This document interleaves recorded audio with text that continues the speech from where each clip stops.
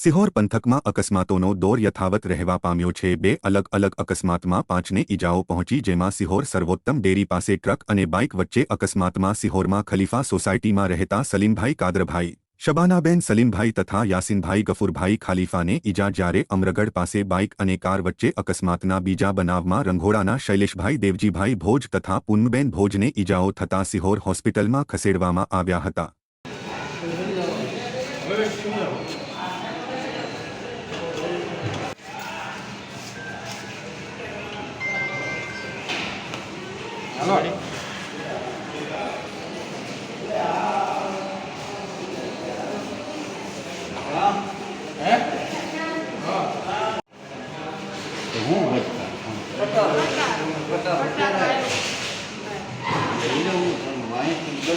કાઢો કે નહીં મોરા ભટકાણ